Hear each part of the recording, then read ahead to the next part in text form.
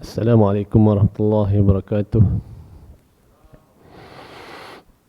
A'udzu billahi minasyaitonir rajim. Bismillahirrahmanirrahim. Alhamdulillah rabbil alamin wassalatu wassalamu ala asyrafil anbiya'i wal mursalin wa ala alihi wa sahbihi ajma'in. Rabbi shrah li sadri wa yassir li amri wahlul 'uqdatam min lisani yafqahu qawli. Terlebih dahululah sama-sama kita manjatkan setinggi-tinggi kesyukuran. Alhamdulillah, pada saat ini kita masih diberi kesempatan oleh Allah untuk kita solat jemaah sama-sama, dan insya-Allah kita akan berkongsi ilmu dan pengalaman dalam bidang yang dipanggil fiqh al-mawaris ataupun ilmu pewarisan harta, ataupun juga dipanggil ilmu faraid, ya. Tuan-tuan, hari ini kita nak bincang mengenai apa dia sebenarnya hukum faraid.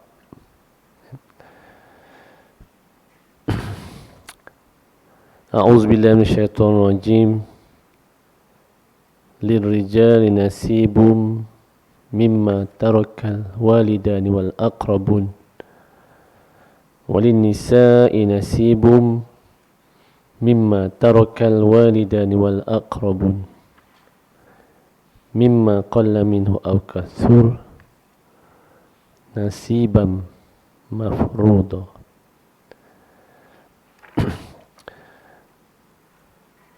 Bagi orang lelaki itu ada bahagian, ya, peninggalan pusaka ibu bapa dan kerabat.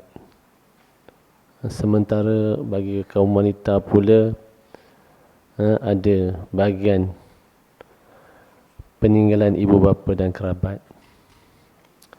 Sama ada ianya sedikit atau banyak, ya. Sama ada ianya sedikit atau banyak. Ianya adalah kewajipan yang telah ditentukan oleh Allah SWT.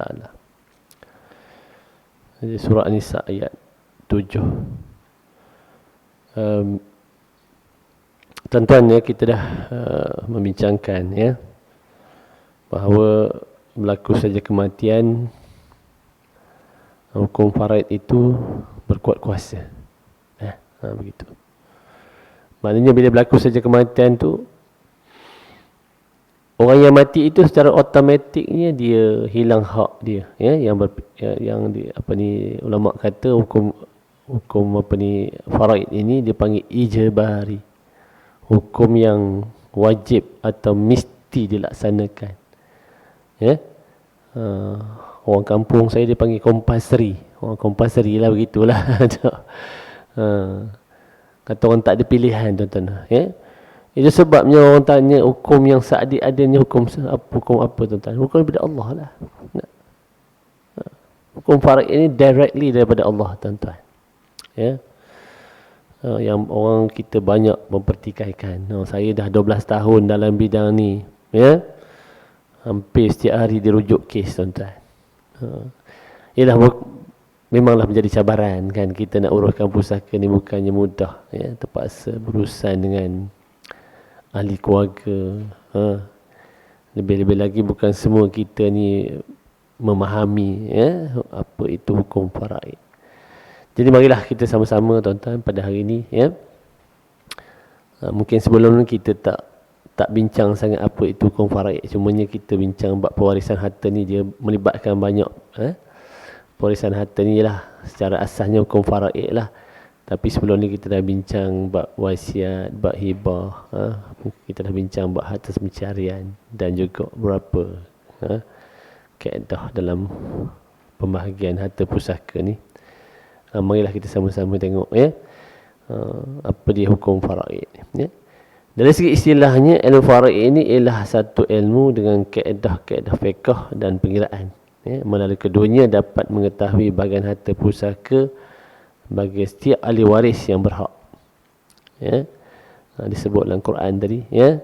Sebabnya, tuan-tuan, bila sebut hukum faraid ni, dia ada 7 atau bukan 7, ada 4 ayat yang disebut sebagai ayat-ayat faraid, ya. Ni tuan-tuan, orang yang belajar faraid ni kena 4 ayat ni. ayat 7, ayat 11, ayat 12, ayat 176 surah An-Nisa. Ya. Dia ada 4 ayat yang disebut sebagai ayat-ayat faraid. Ya. Jadi kalau kita nanti kita akan kupaslah ayat-ayat insya-Allah. Ya. Ayat yang tadi saya dah bacakan, ayat yang saya baca itu sebagai ayat mujmal. Dia tidak menjelaskan bahagian masing-masing. Cuma disebut setiap daripada kita ni bila berlaku kematian sudah ada pun hak yang ditentukan oleh Allah. Begitu. Ya. Orang lain mati, kita bakal merahsiakan orang lain, ataupun kita mati, orang lain bakal merahsiakan kita. Begitu tuan-tuan kaedah dia. Ya? Tak ada pilihan tuan-tuan. Ya? Saya selalu jumpa orang kata, Tuan Haji saya tak ada harta, dia kata. Saya kata tak ada harta. Kena tengok juga harta itu apa dia. Nanti kita bincang apa dia definisi harta. Harta tu ada definisi dia. Bukan saja yang besar-besar yang dipanggil harta. Selagi ianya milik kita, ianya dipanggil harta. Bila berlaku kematian, dia automatik jadi harta pusaka. Tak kira lah tuan-tuan. Harta ni sama harta rumah, tanah, kereta, akaun. Malah barang-barang dalam rumah, pakaian. Itu harta lah tu. Yang bakal menjadi harta pusaka tuan-tuan. Ini yang kita perlu fahami. Nanti kita akan bincang secara detail. Jadi perkataan faraid ini diambil daripada kalimah bahasa Arab. Ia merupakan kata jamak ataupun kata nama berbilang daripada perkataan faridah. Faridah.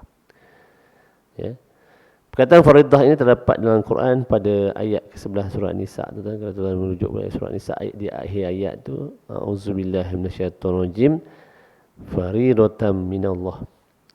Ianya adalah ketetapan daripada Allah, tuan-tuan. Ya. Faraid ni maknanya ketetapan. Ya. Dia punya tu makna dia. Ya. Nama al-farid ini datang daripada ayat ini. Perkataan farid juga terdapat dalam hadis Rasulullah SAW. Ya. Apa kata Rasulullah? Qala Rasulullah SAW, al-hikku fariidha bi ahliha. Al-hikku faraidha bi ahliha.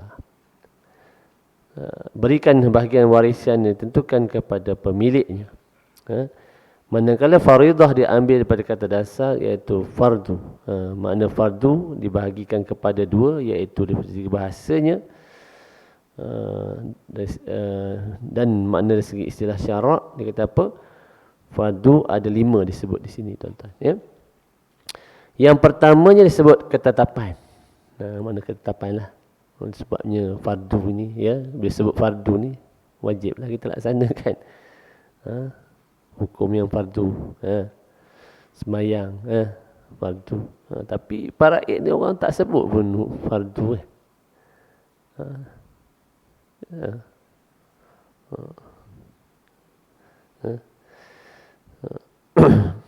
Disebut dalam juga dalam surah Al-Baqarah ayat 237, a'udzubillahi minasyaitonirrajim, fanisfu ma faradtum, maka mereka berhak mendapat separuh dari mas kahwin yang telah ditetapkan itu. Yang kedua ni sebut bahagian, ya, bahagian. Itu yang ayat saya baca tadi, akhir ayat tu bahagian yang ditetapkan, itu a'udzubillahi minasyaitonirrajim, nasibam mafruḍa, bahagian yang telah ditetapkan oleh Allah. Ya. Tuan-tuan, ramai yang kata kita ni kami dah muafakat, dah tak boleh faraid. Jangan sebut begitu. Muafakat pun kena ikut hukum faraid. Kena tahu dulu bahagian faraid dulu baru boleh. Tuan-tuan, saya kebanyakan kes, pengalaman saya sendirilah. Bila kita orang kata menguruskan harta pusaka ni, pertama kali dia cakap dah, Tuan Haji kami ni dah setuju, dah sepakat dah. Dia kata.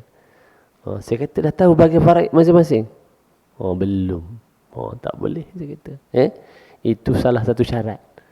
Syaratnya mesti tahu bahagian faraid masing-masing terlebih dahulu, baru nak bagi sama rata ke. Kalau tak nak pun tak apa. Begitu. Sebab hak itu Allah yang beri, tuan-tuan. Allah yang beri hak itu kepada waris-waris. Jadi waris-waris mesti mengikut hukum faraid terlebih dahulu. Yang ketiganya disebut sini kewajipan. Kewajipan. Yang keempatnya disebut sini sebagai menurunkan, mana ianya diturunkan daripada Allah SWT. Ya, maknanya itu yang keempat. Yang kelimanya hukum yang orang kata disebut di sini halal.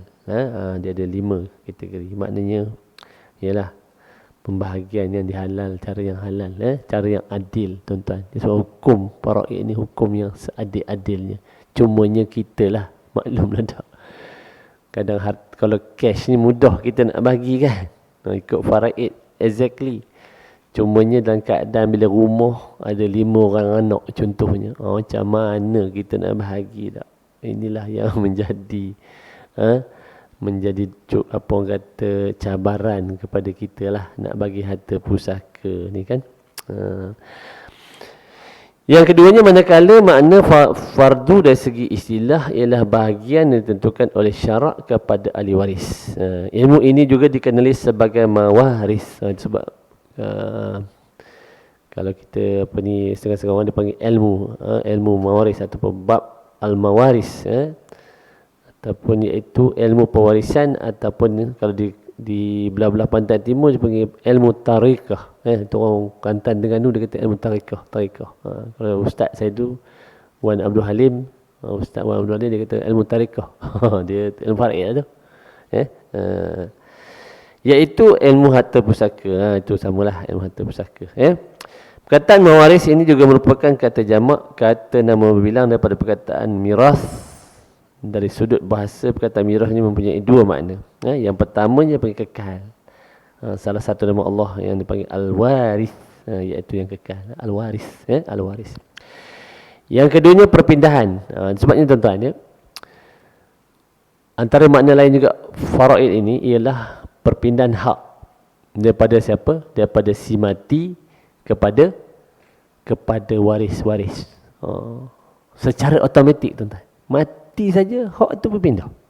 Itu yang perlu kita terima. Itu yang kita pegang tuan-tuan. Maknanya orang mati ni dia bukan hak dia dah. Kalau rumah tu nama ayah kita kan, meninggal saja ayah kita, rumah tu bukan lagi milik ayah kita. Itu yang perlu kita faham tuan-tuan. Tapi ni yang sukar kita terima. Kita nak bincang pusaka, dia kata ini rumah ayah saya. Dia kata macam mana orang ni boleh dapat hak? Sebab bukan semua semestinya dia tengok nasab, hubungan nasab tu. Nanti kita belajar macam mana hubungan nasab tu. Dia ada peringkat-peringkat dia. Sebabnya tuan-tuan penting tuan-tuan, kita belajar ilmu faraid ni. Walaupun tuan-tuan saya tak fokus sangat bab kiraan. Saya kalau mengajar bab faraid tetap fokus sangat bab kiraan. Setengah orang dia fokus bab kiraan. Saya ni tak pandai sangat bab kiraan. Tetapi yang perlu kita fokus ialah kita faham konsep tu. Ada waris-waris yang telah pun ditentukan. Ada cara dia. Sebab bila kita berlaku kematian, yang pertama sekali kita tanya, ada tak pasangan? Itu yang pertama. Kalau suami, sila ada isteri kan. Kalau tak ada, tanya lagi di mana. Yang keduanya ditanya pula ke bawah. Furuk, dia panggil furuk. Anak, ada anak ke tak ada anak. Ia menentukan pasangan kita dapat berapa bahagian. Kalau meninggal tu suami, tanya, ada anak, tak ada anak? Ada anak, isteri dapat 1/8. Tak ada anak, 1/4. Begitu. Dia memberi kesan. Waris-waris yang terdekat ni memberi kesan kepada pasangan kita. Kemudian ditanya pula ke atas. Usul, ada tak mak bapak? Ada tak parents? Mak bapak. Tak ada tanya lagi. Atas, datuk, nenek, moyang sampai ke atas. Lepas tu tanya, kalau kes tentu, contohnya kalau orang yang tak ada ke bawah, tak ada ke atas, tanya pula macam mana? Ada tak ke tepi, dia panggil hawashi. Tepi adik-beradik, pok saudara. Sampai sebenarnya satu kes tu anak lelaki kepada sepupu lelaki. Jauh kan tuan-tuan? Jauh tak? Itulah kita nak belajar ni hukum faraid ni macam mana. Nanti kita akan jumpa kes-kes yang kita tak boleh bayangkan. Saya bila dah dalam terlibat dalam bidang ni, sebelum ni saya tak boleh bayang macam mana anak lelaki kepada sepupu lelaki dapat bahagian tuan-tuan. Ni saya suka buat contoh-contoh ni sebab It's live cases yang apa tu, kes sebenar. Supaya tuan-tuan tengok saya cuba contoh banyak, saya suka bawa kes sebenarnya. Setiap kuliah saya akan tunjuk banyak kes. Tuan-tuan tengok kes ni sebelum ni mungkin saya tak tunjuk carta lah supaya kita tengok. Sebagai orang kata kita ambil iktibar ataupun ambil ibrah daripada kes ni supaya nanti kalau tuan-tuan berlaku kat saudara mara ke kat keluarga kita, at least kita faham bahawa bila keadaan tentu dia akan berlaku begitu. Jangan tanya saya lah kenapa lelaki 4 segi, kenapa perempuan bulat. Saya belajar pada dulu lagi, guru-guru saya kebanyakan lukis gini, yang 4 segi ni lelaki, yang ni bulat. Yang guru saya dia suka namakan, tapi saya tak letak nama lah. Katakan suami, isteri. Biasa dia tanya, saya kata dia, bila berlaku kematian kat atas suami, dia tanya, ada tak isteri? Ada isteri. Tanya pula, ada ke bawah tak? Orang ni tak ada anak. Pasangan tak ada anak, jadi isteri dapat. Tadi merah dan dia, kita tak merah tak pula. Jadi bila isteri tak ada, suami tak ada anak, isteri dapat 1/4. Jadi nak tanya, mana pergi baki? Tuan-tuan, bila tak ada anak, tanya pula atas ada tak bapa? Bapa meninggal. Tanya datuk sebelah bapa. Datuk sebelah bapa meninggal. Tanya adik-beradik, punya anak tunggal. Tak ada adik-beradik. Kes ni dia adik-beradik tak ada. Tanya pula, tak ada adik-beradik, tanya pakcik, pak saudara. Saudara lelaki kepada bapa. Macam mana? Pak saudara, lepak saudara, sorry. Lepak saudara. Bapa saudara, BS. Bapa saudara. Bapa saudara pun meninggal. Tanya lagi anak lelaki kepada bapa, anak lelaki kepada bapa saudara meninggal. Bapa saudara ibu sebapa ni, bapa saudara ibu sebapa. Dia gitu. Ini perempuan dia tak berhak. Tanya lagi ke bawah, ada anak lelaki di sini. Di sini. Sini dapat 3/4. Boleh tak? Tu. Ini saya mula-mula ni antara kes yang mula-mula saya jumpa. Kebetulan sahabat saya tu kat sini. Sahabat saya ni anak lelaki kepada sepupu perempuan. Dia tak berhak lah. Sebab dia terputus. Bila dia perempuan kan, macam kita lah kalau kita ada anak perempuan kan. Anak perempuan kita meninggal dulu, bawah pada anak perempuan cucu kita, cucu di bawah anak perempuan, dia bukan waris kita. Begitu. Dia panggil waris zawi arham. Itu sebabnya kita perlu tengok, maknanya kalau nak buat wasiat ni, orang-orang macam itulah kita perlu buat wasiat. Kan kita bincang sebelum ni. Itu yang ada sebabnya tu. Kita nak buat wasiat sebab disebut dalam Al-Quran ni, buat wasiat kepada kita digalakkan buat wasiat kepada waris-waris terdekat yang tidak dapat bahagian. Boleh nampak tak tuan-tuan? Ini yang saya akan cuba terangkan kepada tuan-tuan tapi perlahan-lahan lah. Nak memaham. Saya pun nak faham benda ni pun agak lama baru saya faham. Sekarang setengah-setengah benda pun saya pun tak boleh nak kira macam mana. Sebab inilah yang akan kita sentuh selama pembelajaran kita, insya-Allah. Step by step lah. Saya pun sebenarnya masih belajar lagi, tuan-tuan. Dah 12 tahun pun masih belajar lagi. Dengan pakar-pakar faraid, dengan ustaz, dengan peguam, dari segi hukum, dari segi undang-undang. Bukan saja hukum malah saya pun belajar dari segi undang-undang supaya kita nak uruskan pusaka, tuan-tuan, bukan kita nak tahu hukum saja. Kita kena tahu undang-undang. Okey, mari kita tengok apa peranan ilmu faraid ni. Di sini disebut terdapat 6 peranan ilmu faraid yang utama. Yang pertama disebut sini mengenal pasti harta si mati merupakan harta pusaka ataupun tidak. Tuan-tuan. Memang secara general saya kata tadi, bila berlaku kematian memang kesemua harta si mati ini menjadi harta pusaka. Tak kira besar, tak kira kecil, tuan-tuan. Malah ulama sebut, orang ni siang tadi dia pasang jaring. Kalau setengah orang kampung dia pasang joran atau pasang, kaum kampung saya dia panggil pasang taut ataupun pasang apa? Pasang apa panggil? Joran lah kan, pasang taut ataupun apa, ada orang sebut apa, ataupun dia pasang bubu so dia pasang siang tadi bubu, malam dia meninggal. Malam dia meninggal, besok orang kat tajor tadi tu tajor orang panggil tajor, orang panggil kamu kan tajor ataupun taut, orang kamu saya panggil taut, ataupun angkat bubu tadi, angkat jaring tadi, besok angkat ada ikan, tuan-tuan. Ulama kata ikan dalam jaring tu, ikan dalam bubu tu, itu dikira harta pusaka. Begitu tuan-tuan. Berapa detailnya. Jangan kita anggap mudah. Orang kita ni itulah saya kata tadi. Nanti kita akan bincang sedetail. Nanti kita lihat, nampaknya memang harta dia.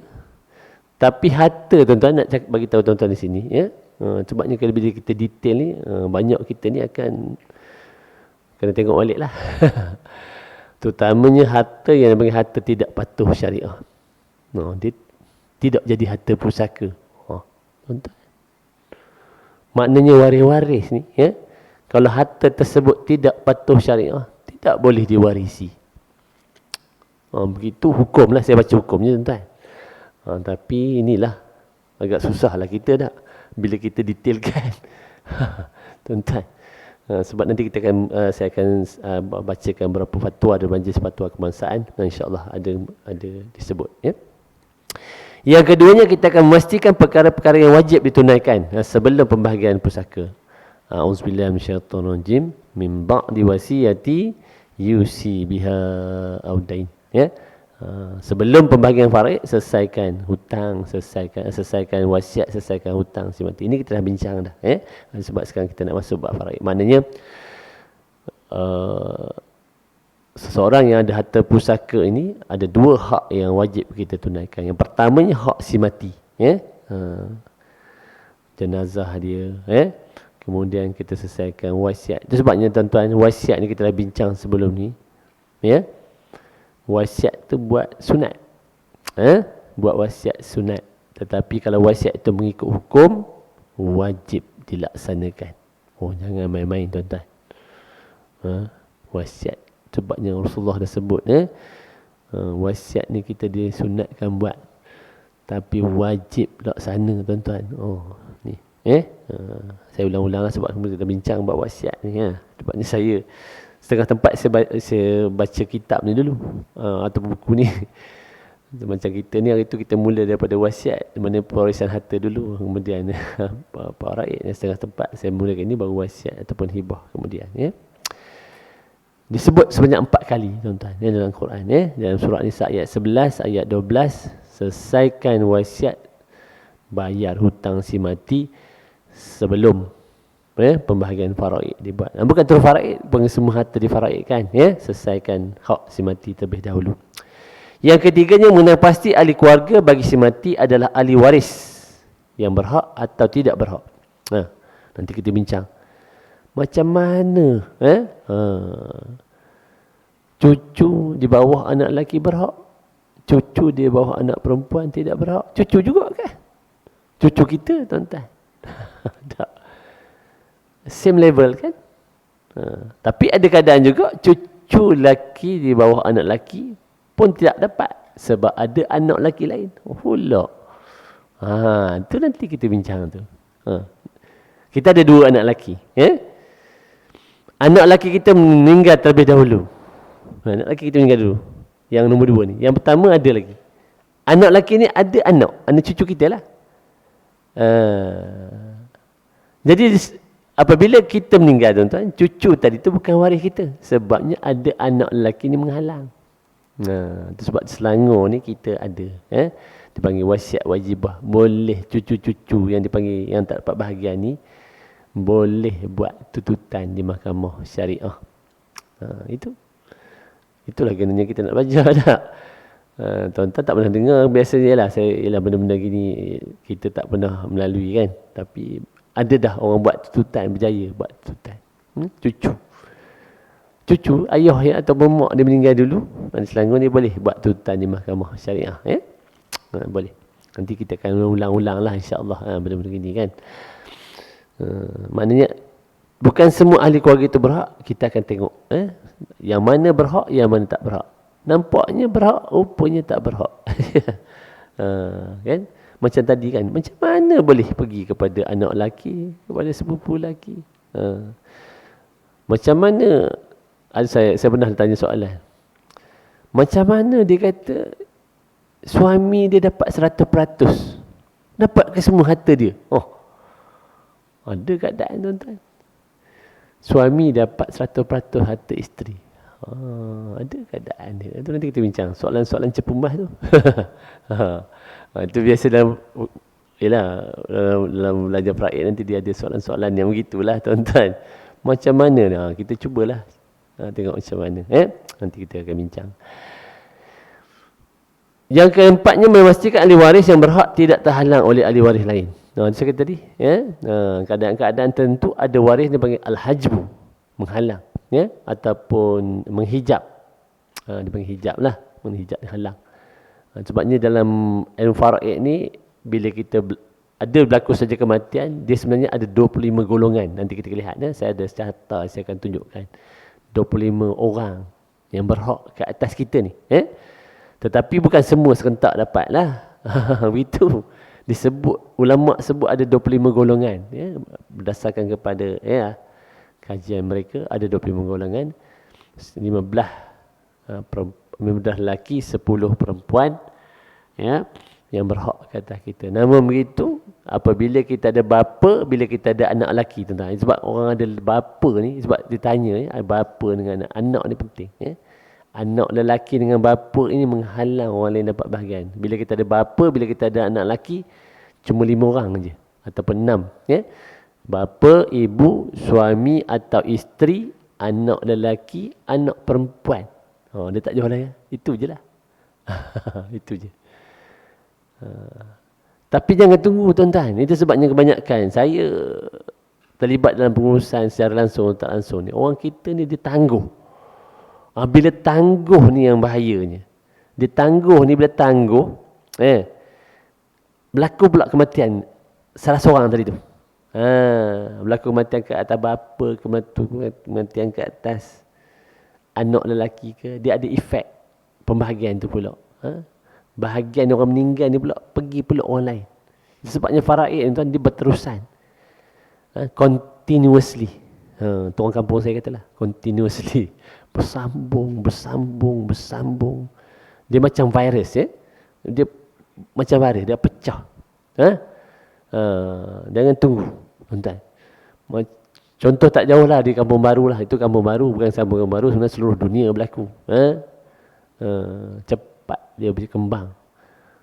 Sebabnya ada keadaan di Kampung Baru tu ada yang 150, 170 orang waris. 300. Kawan saya jumpa tak tahu di mana, dia kata dekat 2000. Waris saja 2000 orang. Tuan-tuan, macam mana tu? Aduh. Saya 20 orang pun pening kepala nak urus. Baru 20 orang. Ini 100 lebih. Wallahualam. Macam mana nak kumpul ya? Tuan-tuan. Saya itu satu kes 13 orang. Allah. Runding mula-mula setuju. Nak saya sediakan borang. Kali kedua dah tak mau sign dah. Seorang tak mau sign. Sampai lah tak selesai. Saya pun kata saya tarik diri lah. Kita dah buat rundingan, tiba-tiba kata setuju. Ada juga kes. Di luar mahkamah setuju. Masuk mahkamah tukar fikiran. Tak poning tuan-tuan. Macam-macam berlaku kan. Inilah dugaan nanti kita akan macam mana pun. Yelah, dari segi undang-undang tu ada kaedah. Cumanya ialah melalui proses undang-undang. Sebabnya hukum faraid ini automatik. Tetapi proses dia bukan automatik. Kita melalui proses undang-undang. Diurus melalui proses undang-undang. Inilah cabaran. Yang kelimanya, meletakkan bahagian ahli waris yang berhak. Berapa bahagian tu? Dia ada 6 pecahan. 1/8, 1/6, 1/4, 1/3, 1/2, 2/3. Ada 6 pecahan. Ni orang nak belajar faraid ni kena hafal lah ni.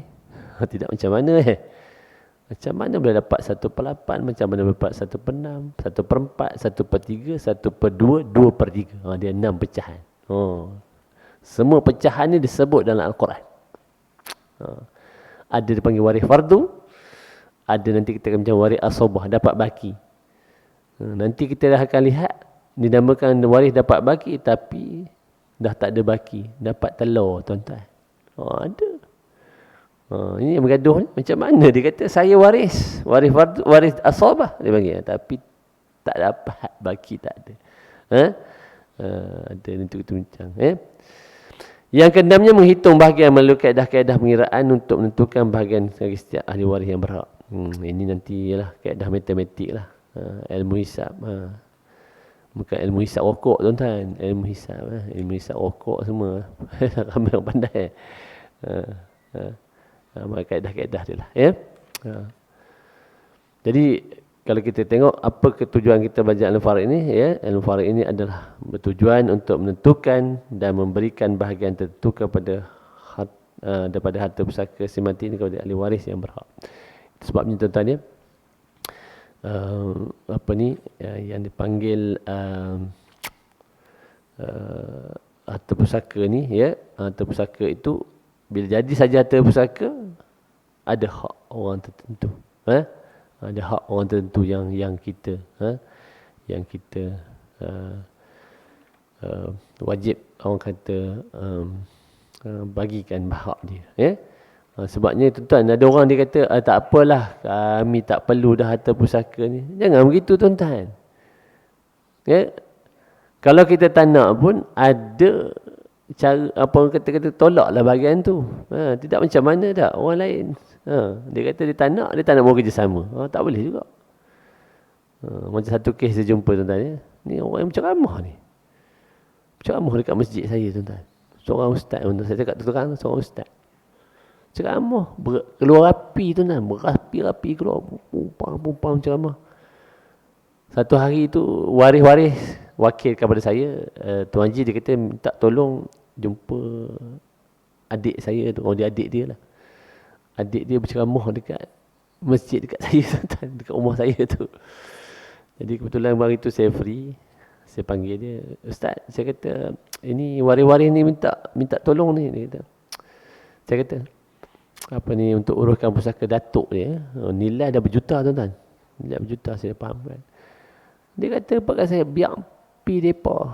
Biar pi depa, dia kata kat saya tu. Allah, saya tak boleh gitu. Saya kata Ustaz, kena beri kerjasama lah. Tuan-tuan kalau dia tak nak, dia kena sign borang tuan-tuan. Orang yang berhak sebab mahkamah pun dia tak boleh buat apa-apa tuan-tuan. Cumanya kita, ialah segi undang-undangnya, kita bolehlah hantar bahagian itu ke amanah raya ataupun kepada pihak lain. Tapi itu undang-undang panjanglah proses dia kan. Sebabnya perlu kerjasama. Kalau dia tak nak, tuan-tuan, sebabnya saya dah terang kepada tuan, bila kita buat perusahaan pusaka ni, dia secara umumnya ada 3 tempat. Amanah raya, pusaka kecil ataupun mahkamah tinggi sivil. Kalau kita tak nak tuan-tuan, kena sign borang lah. Ataupun sign affidavit, kita tolak bahagian kita tu. Orang lain boleh selesai lah. Tak? Tapi inilah yang berlaku dalam masyarakat. Dia tak nak, tapi tak nak lepas. Pula. Tak nak tapi tak nak lepas. Macam mana tu? Susah juga kan? Sepatut tak nak, lepaslah tak? Tapi dia tak nak, tapi tak nak lepas. Macam mana tu? Susah juga kita. Tapi ada cara undang-undang kita boleh uruskan. Tapi cara undang-undang ni letih lah tuan-tuan. Tak? Kena antik lawyer lah. Begitulah tuan-tuan. Okey, kita tengok sikit dari segi sejarah. Kalau sempat dalam masa beberapa minit ni. InsyaAllah. Okay, sejarah perundangan harta pusaka dapat dibahagikan kepada 2. Farak ini ada, dari segi sejarahnya ada dibagi pada 2. Yang pertamanya disebut sebagai sebelum kedatangan Islam. Tuan-tuan, hukum farak ini sebelum kedatangan Islam ni ialah ketika zaman Jahiliyah hanya lelaki saja yang berhak. Itu sebabnya surah An-Nisa ni memberi hak kepada kaum wanita. Cuba ni An-Nisa ni perempuan lah, wanita lah, tak? An-Nisa. Mereka akan mewarisi harta pusaka melalui 3 cara, 3 keadaan. Yang pertama disebut sini sebagai keturunan nasab. Ya, pada ketika itu bukan semua ahli keluarga akan mendapat harta pusaka, hanya golongan lelaki dewasa, al-rijal dia panggil, yang dapat mewarisi harta pusaka ahli keluarga. Orang dewasa saja. Disebut di sini, alasan mereka ialah kaum wanita dan kanak-kanak merupakan golongan yang lemah. Golongan ini tidak berupaya untuk melindungi suku kaum mereka daripada serangan musuh. Oleh itu mereka terhalang daripada mewarisi harta pusaka. Orang perempuan dengan kanak-kanak ni pada masa tu tak dapat bahagian. Zaman Zahiliyah lah. Zaman Zahiliyah tak berhak.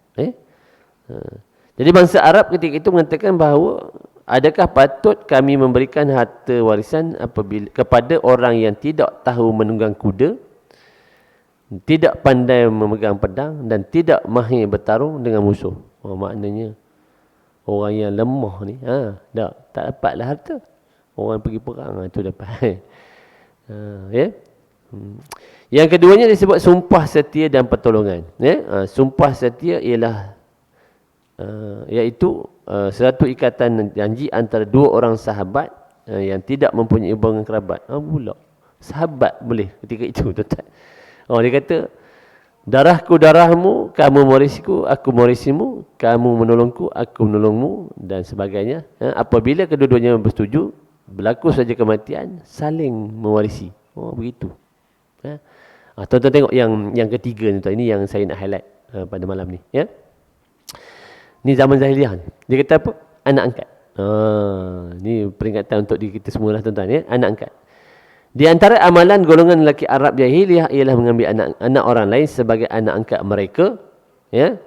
Mereka boleh menasabkan anak itu kepada mereka sendiri, bukan kepada bapa sebenarnya. Bin kepada ayah angkat. Ni tuan-tuan. Ini saya, minta maaf lah, saya banyak jumpa kes anak angkat berbin kepada ayah angkat ni. Mungkin dululah. Sekarang mungkin tidak dibenarkan. Mana ada beberapa kes anak angkat ni dia ambil harta ayah angkat dia. Dia mengaku, anak angkat ni mengaku sebagai anak kandung di mahkamah, tuan-tuan. Ni ada kes. Sebabnya tuan-tuan, kita dah bincang sebelum ni, anak angkat ni tidak berhak ke atas harta pusaka. Apa cara kita boleh buat? Buatlah masa hidup, buat hibah, buat wasiat, sampai selesai masalah ni. Tapi yelah, saya banyakkan jumpa, dia kata, "Tu Haji, saya dia tak pernah bagi tahu pun," dia kata, anak angkat ni buat anak angkat. Begitu pula. Sebab apa sih? Yelah, dia tak tahu, takut anak ni lelaki, dia kata. Pula. Ada tuan-tuan, sampai anak dia dah bercucu pun dia tak bagi tahu lagi. Saya kata, macam mana dia mewali? Tu takutlah wali kan. Sebab ada kes tu tadi Selangor ni. Di Selangor ni. Kes di dalam fail JAIS. Saya dengar ceramah oleh seorang ustaz daripada JAIS. Dia kata orang ni mengaku telah menikahkan anak angkat dia, mewalikan anak angkat dia selepas 2 tahun, tuan-tuan. Lepas 2 tahun. Jadi bila JAIS dapat tahu, JAIS terpaksa pisahkanlah suami isteri. Yang jadi masalah, tuan-tuan, ialah suami isteri ni boleh kahwin balik, tak apalah. Yang masalahnya dah ada 2 anak. Apa jadi daripada anak, tuan-tuan? 2 orang anak ini dikualifikasikan sebagai anak tak sah taraf. Bila anak tak sah taraf, tuan-tuan, ada segi hukum fara'inya, ialah tak boleh waris ayah dia. Ayah dia tak boleh warisi. Tuan-tuan, tak boleh. Sama juga orang yang berzina. Berzina dia kahwin. Hasil daripada anak zina tu, dia tak boleh mewarisi harta ayah walaupun mak ayah ni berkahwin. Macam mana, tuan? Sekarang ni bin kepada ayah. Tak. Orang tak tahu kan?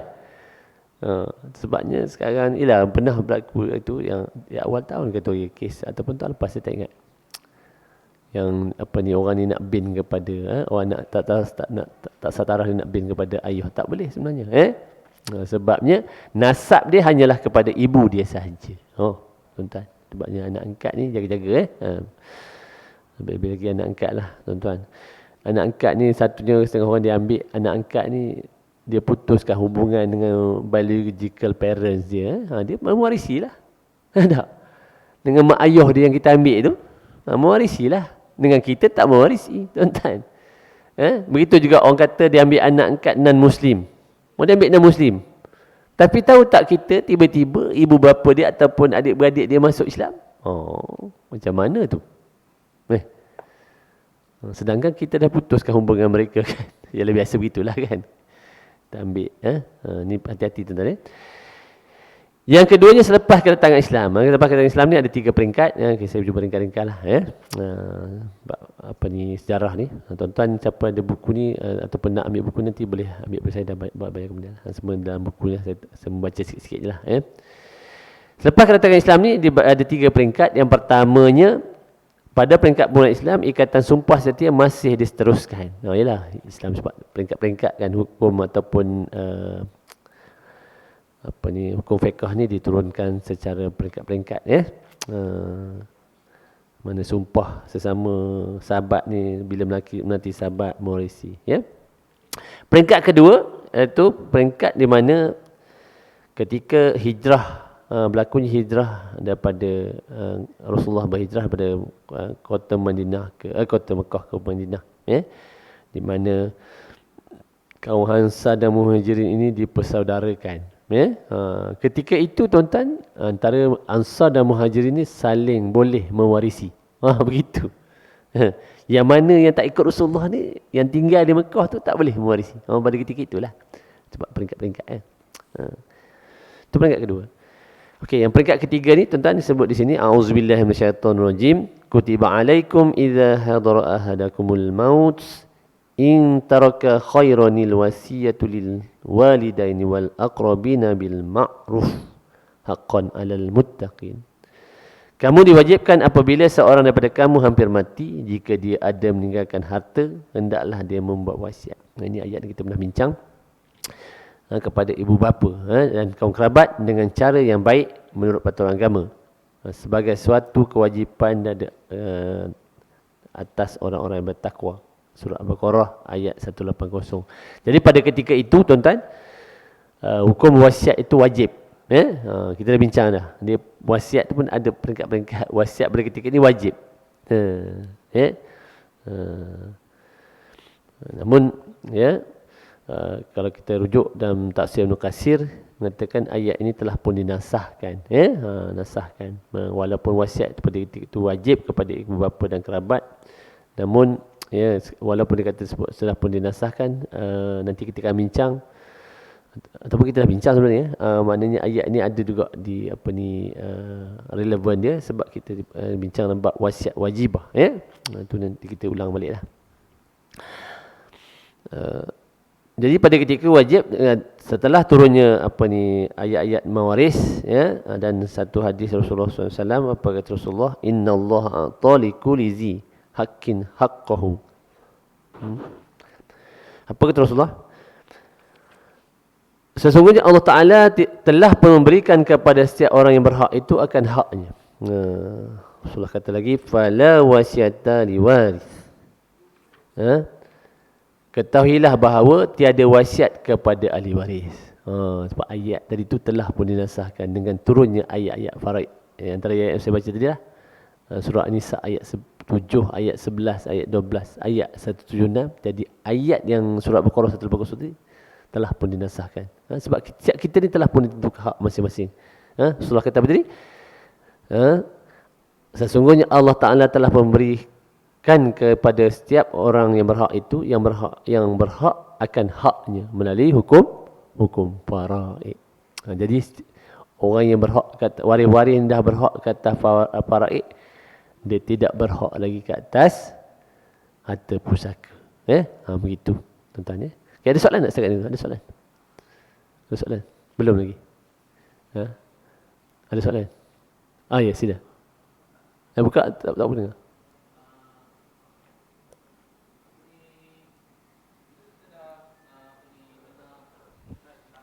Ya. Wasiat. Ya.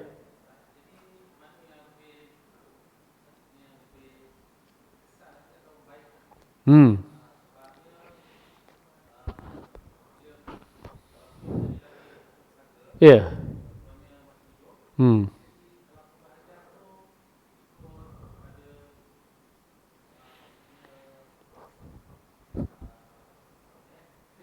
Mana ikut kita lah. Ikut kehendak kita. Ha. Okey, terima kasih. Okey, soalan yang baik ya. Tuan-tuan, saya dapat jelaskan kepada tuan-tuan dan puan di sini sebelum ni ya. Hukum faraid ini memang automatik berlaku sebaik saja berlaku kematian. Begitu. Makna selagi kita hidup, tuan-tuan, dari segi hukum malnya, kita nak buat apa harta kita, tak ada masalah lah. Itu sebab apa ni, masa hidup ni dipanggil kaedah ikhtiariah. Hukum faraid ini ijbari. Ijbari ni saya kata tadi compulsory, automatic ya. Lepas mati, dia mati je tuan. Mati je habis. Selagi kita hidup ni, selagi ada orang kata nyawa kita ni, lagi ada nafas orang kata, bolehlah kita nak buat wasiat ke, nak buat hibah ke, nak buat amanah ke, nak transfer ke, nak pindah milik ke, nak jual ke, nak sewa ke, terpulang pada kita. Cumanya wasiat ni kita dah bincang sebelum ni ada had. Sebabnya wasiat ni terhad ya? Wasiat ni terhad dan tengok keperluan. Apa sebenarnya keperluan wasiat ni? Di bawah undang-undang dan juga hukum. Itu kita bincang sepanjang. Cuma pada malam ni saya nak jelaskan. Wasiat ni dari segi hukumnya terhad. Terhadnya bagaimana? Terhadnya hanyalah kepada bukan waris. Macam tadi kita bincang tadi kan. Cucu yang terdapat bahagian itu. Bolehlah kita wasiat kepada cucu. Tapi terhad dari segi jumlah pula harta kita nak wasiat kepada dia. 1/3 sahaja. Begitu. Kepada bukan waris dan terhad 1/3. Tapi hibah itu dia tak ada had. Kita nak bagi pada siapa, pergilah. Nak pada waris, kepada anak, kepada isteri, kepada cucu yang waris atau bukan waris, ataupun siapa saja kita nak bagi. Hibah dia tak ada had. Banyak mana kita nak, silakan bagi. Begitu. Kan? Cumanya rukun-rukun dia berbezalah. Rukun wasiatnya begini, rukun hibahnya begini. Itu kita dah bincang dah. Cumanya tak sempat kita bincang lanjut ni kan. Cumanya selagi kita hidup, terpulang pada kita. Tapi itu pun kita ada hukum, tuan-tuan kena faham ya. Kita di negara Malaysia ni tuan, kita urusan pusaka kena melalui undang-undang sivil. Ada keadaannya ialah kita kena rujuk ke mahkamah syariah. Urusan pusaka ni, kalau kita nak buat permohonan, kena melalui undang-undang sivil. Tapi bila kita ada wasiat, bila kita ada hibah, kita buat wasiat hibah, tiba-tiba waris cabar. Kena sah dulu di mahkamah syariah. Walaupun betul. Sebabnya tuan-tuan tengok sekarang ni banyaknya, itulah, saman menyaman. Saman di mahkamah sivil, saman di mahkamah syariah. Saman sebab wasiat tak betul, saman hibah tak betul dia kata.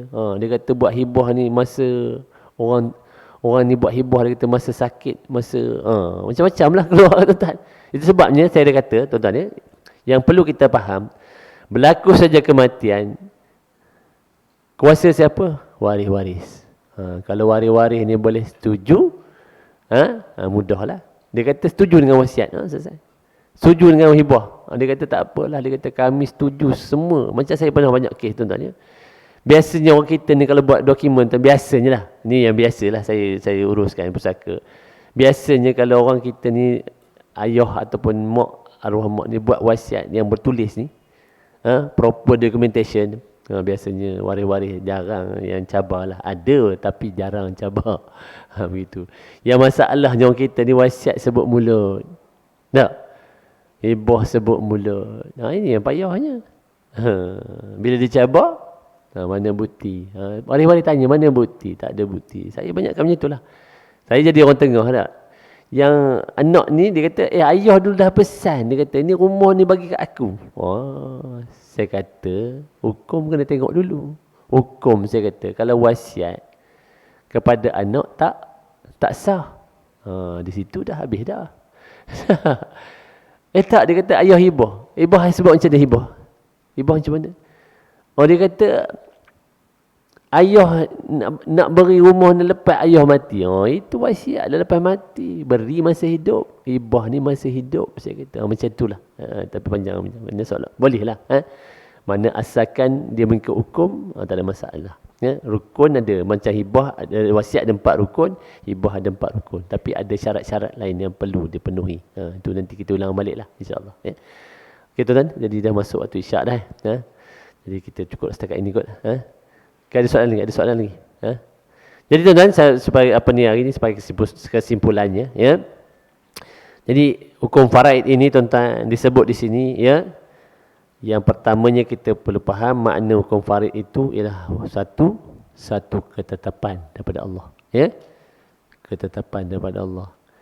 Yang perlu kita faham ialah tuan-tuan, apabila sebaik ataupun berlaku, apabila sebaik saja berlaku kematian, ya.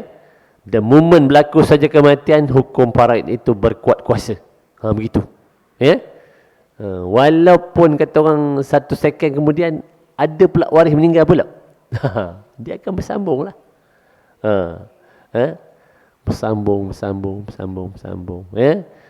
Itu sebabnya bila berlaku kematian secara automatik waris-waris ini menjadi apa orang kata, menjadi mendapat hak ke atas harta pusaka yang ditinggalkan oleh si mati. Ya. Dengan itu saya mohon maaf banyak-banyak segala kesalahan dan kesilapan daripada saya. Yang benar itu datang pada Allah, wallahu alam. InsyaAllah kita akan sambung lagi, kita akan meneruskan insyaAllah, ya. Kita akan rujuk buku Faham Faraid ni. Saya bukan, sebenarnya saya ini asas lah kita rujuk sini, tapi sebenarnya saya rujuk banyak buku, tuan-tuan. Nanti kita akan sebut bab undang-undang, ya, akta ataupun enactment tertentu yang terlibat dalam pengurusan harta pusaka, insyaAllah, ya. Jadi dengan itu saya sudahi dengan wabillahi taufiq wa hidayah. Wassalamualaikum warahmatullahi wabarakatuh.